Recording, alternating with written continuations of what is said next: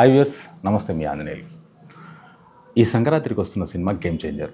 Game changer గురించి మాట్లాడుకున్నట్టయితే game changer పైన చాలా భారీ అంచనాలు ఉన్నాయి. ఎందుకంటే డైరెక్టర్ శంకర్ గారి లైఫ్లో ఆయన కెరియర్ మొత్తంలో ఒకటే ఒక ఫ్లాప్ అంటే ఇన్ ద సెన్స్ థియేటర్ మీద అంత ఆడలేని సినిమా భారతీయ 2.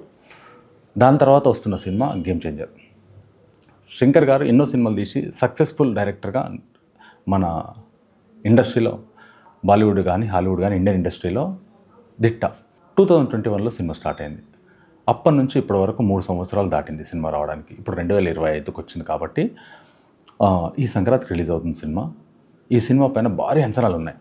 ఎలాగంటే శంకర్ గారి కెరియర్ ఇప్పటి వరకు చూసుకున్నట్టయితే మనము ఫ్లాప్లు అనేది ఆయన కెరియర్లో లేని డైరెక్టర్. అలాగే చూసుకుంటే దిల్ రాజు గారు ఆయన ప్రొడక్షన్లో వస్తున్న 50వ సినిమా ఇది. దానిపైన కూడా భారీ అంచనాలు ఉన్నాయి. ఇప్పుడు తమన్ గారి గురించి చూసుకున్నట్టయితే తమన్ గారు ఇప్పటివరకు చాలా సినిమాలు ఇచ్చారు. దాంట్లో ఓన్లీ ఈ పాట కోసం 75 కోట్లు ఖర్చు పెట్టారు. ఎందుకంటే ఆ సాంగ్ ఇప్పటిదాకా మనకు ఎంత సృష్టించింది, ఎంత ట్రెండ్ సృష్టించింది అనేది మనకు బాగా పర్టికులర్గా తెలుసు. ఈ సినిమాలో భారీ అంచనాలు ఉన్నాయి. దాంతోపాటు రామ్ చరణ్ గారు ఈ సినిమాలో త్రిపాత్ర అభినయం అంటే 3 పాత్రలు తను ఒక్కడే పోషిస్తున్నాడని చెప్పేసి భారీ అంచనాలు ఉన్నాయి. అంటే ఇలాంటి పాత్రలు పోషించినప్పుడు, ఇలాంటి సీరియస్గా తీసుకొని ఇలాంటి క్యారెక్టరైజేషన్ చేస్తున్నప్పుడు కొన్ని సినిమాలు చాలా హిట్ అవుతాయి. మనం లాస్ట్ టైం కొన్ని సినిమాలు తీసుకున్నట్టయితే కూడా మంచి హిట్ అయిన సినిమాలు ఉన్నాయి. డ్యూల్ రోల్ చేసినప్పుడే కొన్ని సినిమాలు హిట్ అవుతుంటాయి. దీంట్లో త్రిపాత్ర అభినయం అంటే 3 క్యారెక్టర్స్ ఒక్కడే చేయడం జరిగింది. అలాగని భారీ అంచనాలు పెరిగిపోయాయి దీనిపైన. ఇప్పటి వరకు మనం చూసుకున్నట్టయితే దిల్ రాజు గారు నుంచి చూసుకున్నా సరే సినిమాకు ఎంత ప్రమోషన్కి అయినా సరే ఎంత కష్టపడి చేస్తున్నారో మీకు అందరికి తెలుసు. అలాగే మ్యూజిక్ డైరెక్టర్ తమన్ గారు కూడా దీని వెనకాల ఎంత కష్టపడి మ్యూజిక్ క్రియేట్ చేశారనేది, ఒక సాంగ్ షూట్కే 75 కోట్లు ఖర్చు పెట్టి సాంగ్ రికార్డ్ చేశారంటే నాట్ ఎ జోక్.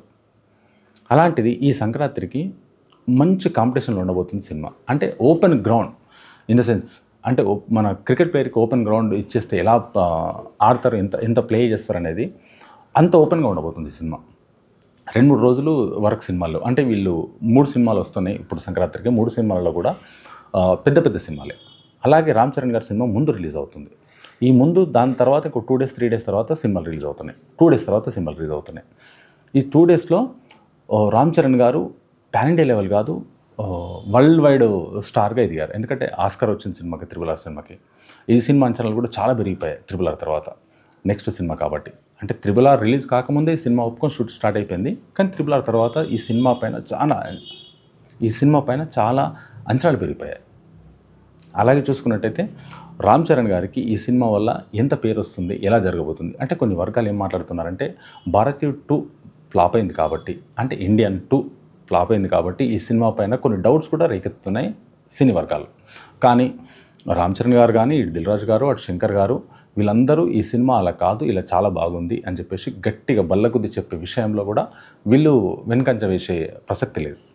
ఎందుకంటే పాటలు చూసుకున్నట్టయితే ఇప్పటివరకు మన పాటలు కూడా ఎంత సక్సెస్ఫుల్గా రన్ అవుతున్నాయి అనేది మనకు తెలుసు.